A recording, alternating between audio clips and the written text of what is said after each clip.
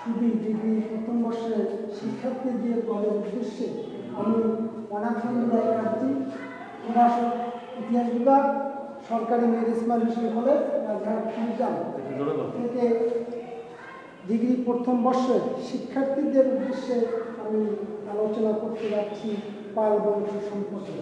পাল বংশের প্রতিষ্ঠাতা হিসেবে আমরা গোপালকে পরিচিতি পাই।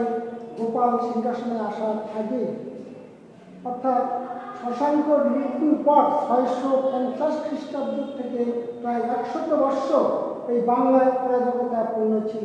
এই বাংলার অরাজকতাপূর্ণ সময়কে অনেক ঐতিহাসিকেরা বলেছেন মৎস্যনাথ যুগ, অর্থাৎ বড় বড় মাছ যেমন ছোট ছোট মাছকে খেয়ে ফেলে, তেমনি এই সময় বাংলার অবস্থা এমন হয়েছিল যে যারা রাজ্য শাসন করতে অর্থাৎ যারা অত্যাচারী তারা অত্যাচার করে বিভিন্ন কৌশলে বাকি জনসাধারণকে ধ্বংসের পথে নিয়ে যাচ্ছে।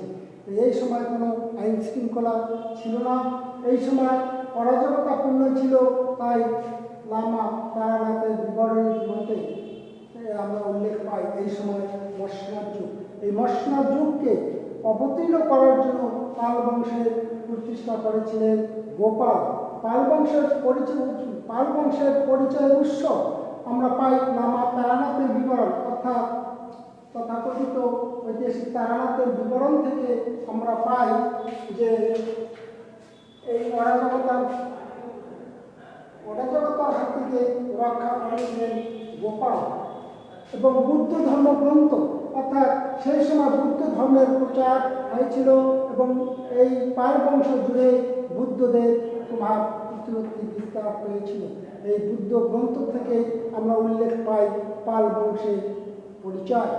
আর্যমঞ্জুশ্রী কল্প এই গ্রন্থ থেকে আমরা উল্লেখ পাই যে এই সময় যে শাসন ব্যবস্থা পরিচালনা করেছিলেন পাল বংশের লোকেরা।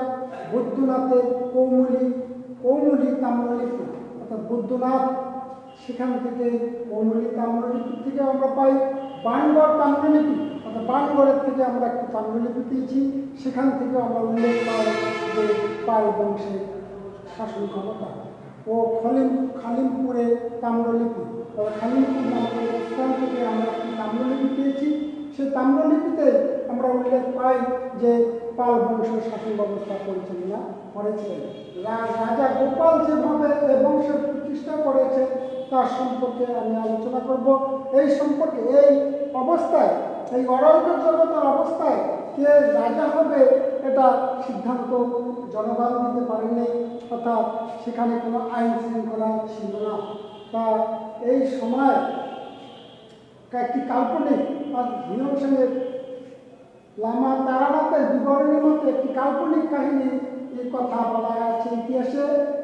এই গোপাল যখন ওই রাজ্য অবস্থান করেছিলেন তখন রাজ্যের লোকজন একটা নির্দিষ্ট একটা নিয়ম করেছিলেন যে এক বাড়ি থেকে রাজা হবেন, সে রাজা যদি বেঁচে থাকেন রাজ্য শাসন করবেন।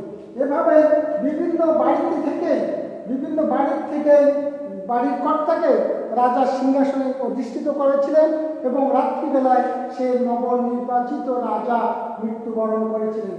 এভাবে পরিচালিত হইতে হইতে গোপাল যে বাড়িতে অবস্থান করেছিল, অর্থাৎ গোপালের বাড়ির থেকে সেই দিন নির্ধারিত হয়েছিল, অর্থাৎ নির্দিষ্ট ছিল, তাই গোপাল সেখানে গিয়েছিলেন। গোপাল সেই রাজ সিংহাসনে অধিষ্ঠিত হয়েছিলেন। রাজ সিংহাসনে অধিষ্ঠিত হওয়ার পর রাত্রিবেলা চামুণ্ডা দেবীর রক্ষা কবচ অর্থাৎ দণ্ড দিয়ে তিনি নাগ রাক্ষসীকে হত্যা করেছিলেন। এটা কিন্তু জনসাধারণরা তা বিশ্বাস করেনি। এই কারণে তাকে পরপর 7 দিন নির্বাচন করেছিলেন এবং রাজপ্রাসাদে থাকতে দিয়েছিলেন, কিন্তু তারপরে দেখা গেছে গোপালের মৃত্যু হয়নি। এখানে আমি মহাভারতের একটি কাহিনী বলবো যে এই মহাভারতের কাহিনীতে যখন পঞ্চ পাণ্ডবেরা যখন যুদ্ধগৃহ থেকে বিভিন্ন রাজ্যে তারা অবস্থান করতেছিলেন, এমন অবস্থায় এই সময় এক ব্রাহ্মণের বাড়িতে অবস্থান করেছিলেন। সে রাজ্যময় রাক্ষসের প্রভাব ছিল। তা রাজা রাজ্যময় ঢোল পিটিয়ে দিয়েছিলেন যে প্রতি বাড়ির থেকে একজন করে লোক রাক্ষসের জন্য এক গাড়ি করে খাবার রাজপ্রাসাদ রাজ সামগ্রী নিয়ে যাওয়া লাগবে, তাহলে এইটাই নিয়ম ছিল। তা কালক্রমে ওই পঞ্চপাণ্ডবেরা যে বাড়িতে অবস্থান করেছিল ওই দিন ওই বাড়িতে পালা পড়েছিলেন। তখন এই পঞ্চপাণ্ডবের মাতা কুন্তী দেবী বলেছিলেন যে ওই বাড়ির ব্যক্তি, ওই বাড়ির গার্জিয়ানকে বলেছিলেন আপনারা কোনো চিন্তা করবেন না, আমার 5 পুত্র আছে, তার মধ্যে একজন যাবে। এভাবে রাত্রি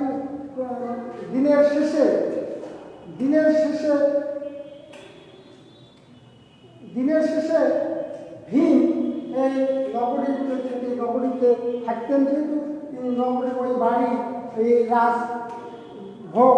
রাজখাদ্য এক গাড়ি এবং গরুর গাড়িতে নিয়ে সেখানে পাহাড়ের কাছে গেলেন। নির্দিষ্ট পাহাড়ের কাছে গেলেন। পাহাড়ের কাছে যাওয়ার পরে রাক্ষস এসে তাকে দেখে তার সেখানে খাবার দ্রব্য সামগ্রী নিয়ে গিয়ে ভীম সেগুলো খাওয়া শুরু করেছিলেন। এতে রাক্ষস এসে দেখে রাক্ষস ক্ষিপ্ত হয়েছিলেন এবং ভীমের উপর পদাঘাত বিভিন্ন আঘাত শুরু করেছিলেন।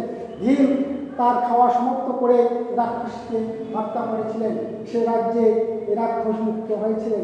অনুরূপভাবে হয়তো বা এই রাক্ষসীকে হত্যা করে গোপাল সিংহাসনের অধিষ্ঠাতা এই বাংলায় অরাজকতা থেকে রক্ষা করেছিলেন।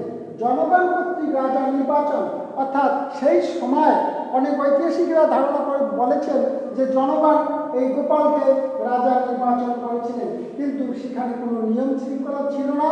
তাই জনগণ কর্তৃক যে রাজা নির্বাচিত হবে তার কোনো লিপিবদ্ধ নেই।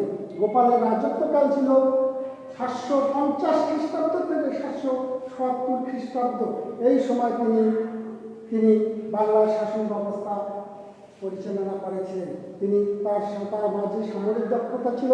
এই সামরিক দক্ষতার কারণে তিনি বাংলায় অরাজকতা অর্থাৎ মসনদ যুগ থেকে বৈষ্ণব যুগের অবসান করেছিলেন। গোপাল তিনি বৌদ্ধ ধর্মের পৃষ্ঠপোষক ছিলেন, তাই নালন্দায় তিনি একটি বৌদ্ধ মঠ স্থাপন করেছিলেন। এই বৌদ্ধ মঠ স্থাপন করে বাংলায় তিনি বুদ্ধ ধর্ম প্রচারের ব্যবস্থা করেছিলেন। তিনি দক্ষ সংগঠক ছিলেন, অর্থাৎ দক্ষতার সঙ্গে সে বাংলায় শান্তি স্থাপন করতে সক্ষম হয়েছিলেন। গোপালের মৃত্যু অর্থাৎ 770 খ্রিস্টাব্দে গোপালের মৃত্যুর পর তার পুত্র ধর্মপাল বাংলার সিংহাসনে অধিষ্ঠিত হয়। ধর্মপাল সম্পর্কে জানার উৎস আমরা পাই খালিমপুরের তাম্রশাসন, অর্থাৎ খালিমপুর থেকে একটা তাম্রশাসন পাওয়া গিয়েছে। সেখান থেকে আমরা পাই যে ধর্মপাল তিনি বাংলার শাসন ব্যবস্থা পরিচালনা করেছিলেন। ভগলপুরের তাম্রশাসন, অর্থাৎ ভগলপুরের একটি তাম্রশাসন পেয়েছি। মুঙ্গেরের তাম্রশাসন, উদয় সুন্দরীর কথা আমরা পেয়েছি। উদয় সুন্দরী এই কথা একটি গ্রন্থে উল্লেখ আছে যে ধর্মপাল তার ইঙ্গিতেই তথাকথিত সেই সংখ্যার রাজারা তার বশ্যতা এবং তাকে প্রেরণ করেছিলেন, তার অভিষেক ক্রিয়া সম্পন্ন করেছিলেন।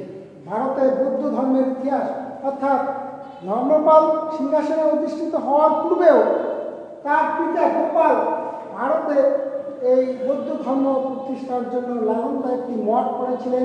অনুরূপভাবে তার পুত্র এই গোপালের পুত্র ধর্মপাল তিনি ভারত অর্থাৎ বাংলায় বৌদ্ধ ধর্মের সম্প্রসারণ করেছিলেন।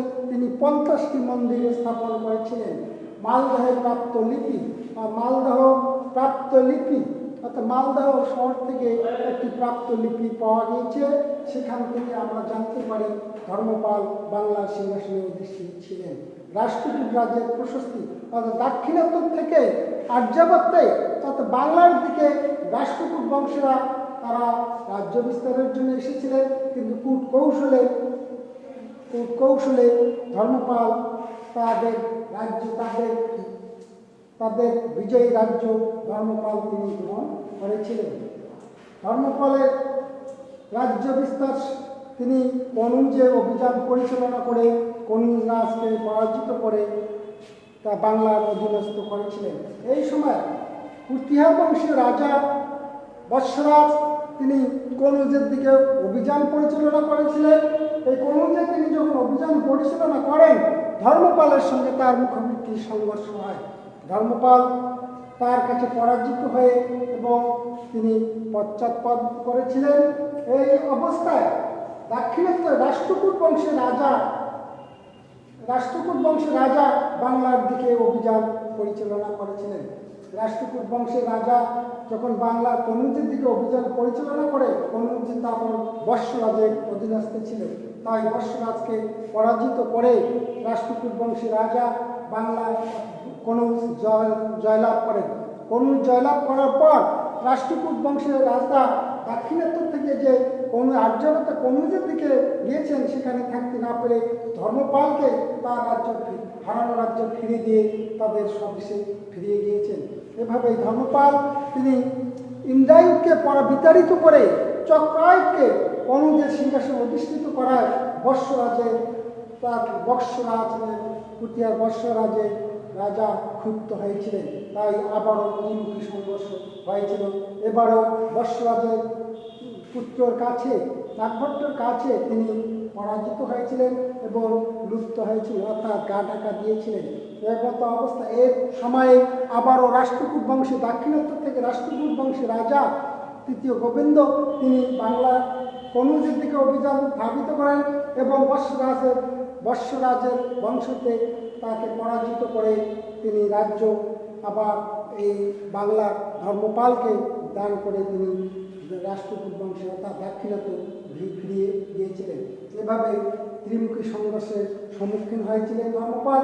ধর্মপালের কৃতিত্ব হিসেবে তিনি বিজিতা হিসাবে তিনি ছিলেন, অর্থাৎ তিনি শুধু বাংলা ছাড়াও কনৌজ এবং অন্যান্য রাজ্য জয়লাভ করেছিলেন। শাসক হিসেবে ধর্মপাল বাংলায় পাল বংশকে সমৃদ্ধিশালী করার জন্য তিনি স্নেহশীল এবং বিভিন্নভাবে বিভিন্ন পর্যায়ে শাসন কার্য পরিচালনা করেছিলেন এবং প্রজাহিতৈষী হয়েছিলেন। ধর্মীয় পৃষ্ঠপোষক ধর্মপাল ছিলেন, তার পাল বংশের লোকেরা ছিলেন বৌদ্ধ ধর্ম অবলম্বী। তাই ধর্মপাল তার পিতা গোপাল যে পাল বংশের এর জন্য নালন্দা একটি বৌদ্ধ মন্দির স্থাপন করেছিলেন। এছাড়াও এই মন্দিরকে স্থানান্তরিত অর্থাৎ সম্প্রসারিত অর্থাৎ মন্দির বিভিন্ন অঞ্চলে স্থাপন করেছিলেন ধর্মপাল। ধর্মপালের রাজত্বকালে তিনি 50টি বুদ্ধ মন্দির তিনি নির্মাণ করেছিলেন।